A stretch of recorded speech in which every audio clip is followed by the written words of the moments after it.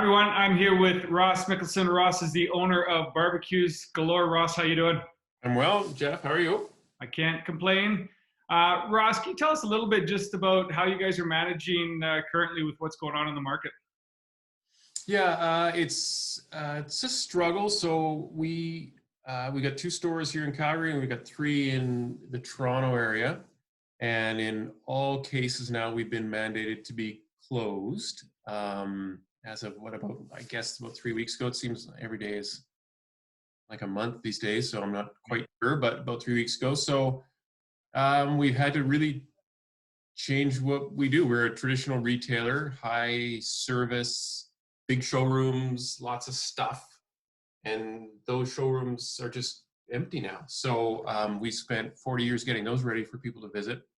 And now we're having to change what we do almost daily, store pickups at the curbside. How do we manage that process? Doing way more online. How do we make that better every day? So it's just a real change with what we do. Sales down 50-60%. And our big season is April to August. So this is like a toy store being closed at Christmas. If this happened September through December, just a totally different story for our business. So we're closed. The front doors, we like to say we're open, you just can't come in. So we're here doing a little bit of work, trying to get as much revenue as we can.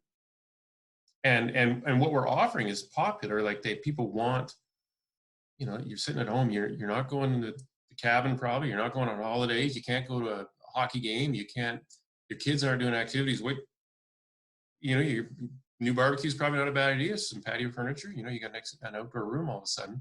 And you guys do fireplaces, backyard fireplace, everything. Yeah, right? So. do all that too, everything. But so our products, because they're home adjacent and food adjacent, yeah, have potential to do well, but we're having to do it just way differently. And also another wrinkles are all our main competitors are open. So Lowe's, Costco, Home Depot, they're all open, and we're told we have to shut. So that's play that a bit too, right? So it's April is always extremely challenging, but this year it's just kind of a nuclear level. What does it mean when we talk about support local, shop local? I mean, what's that impact on businesses like yourself and just even the local economy? Yeah, well, it's just huge. I mean, it's everything. And I believe that every day we all shop with our dollars and vote with our dollars that we're shopping with. And every dollar is a little tiny vote. Like, do we want a big American box stores ruling the retail landscape? Do we want nothing but chain restaurants? Do we want local providers of unique services, or are we happy just taking what the big box American stores and organizations throw at us? And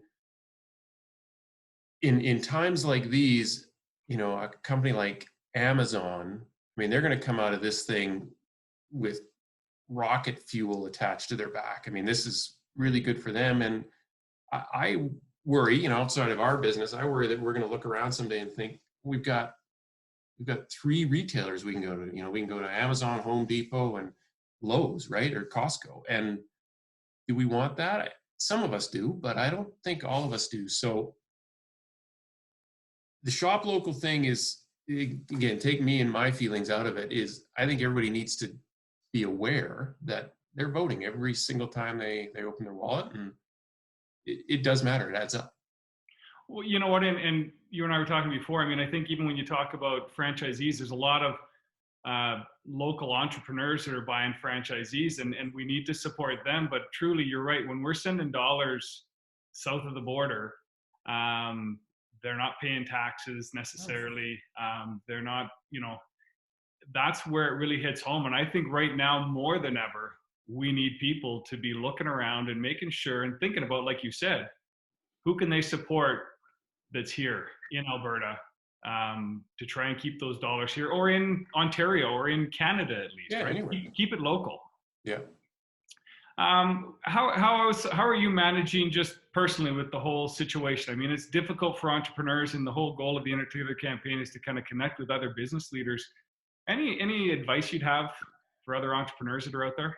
Yeah, I don't think now's a good time to stop exercising or eating well. I mean, I'm a big believer in getting some exercise every day. Trying to continue to eat well. You know, now's not the time to go all cheeseburger diet. I I just finished that book, Why We Sleep by Matthew Walker. Have you read that? I have not. No. It's because I've always been on kind of the I'll sleep when I'm dead program, you know? Yes. And you remember that program Scared Straight where they take the kids to prison and the prisoners would just scare the living hell out of them? Yeah. So that book was kind of like that for me with sleep. You know, so I've been trying to get more sleep and I think that's better. Trying to stay in touch with friends and family. It's a little harder. But even things like this, I think help.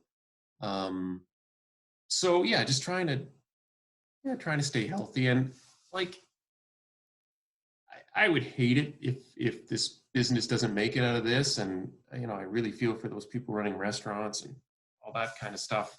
And it's tough, but this is a pretty good place to live. And we got a saying around here that it's just barbecues, right? Like I just try to remind myself that what we do here is not that important in the long run. If you got your health and your family's okay, and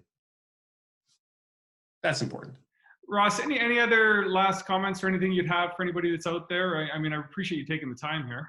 Yeah, no, I don't, not really. I think it's just what I've been impressed with our people is the surprised and impressed is the way that we have pivoted, right? And I see that, say, restaurant owners, okay, restaurants close, okay, takeout, okay, we'll sell groceries, okay, we own a brewery, we'll make hand sanitizer, we'll make masks, and our staff, I mean, some of them have just been so impressive where we say, hey, by the way, our doors are closed. Oh, okay, well, how do we get stuff out the back door? How do we get it to the curbside? How do we get in touch with the customer quicker? How do we email? Like now we got this chat function on the go that we didn't use before. And in 3 days, we got that up and running. And I see the entrepreneurs pivoting hard and fast. And I'm so grateful for our own team. And I'm so impressed with the people that, you know, like the rules change, every hour now? And the circumstances change every day. And people just get up and put on their pants and go to work. And I mean, it is impressive. So there's some blue sky out there.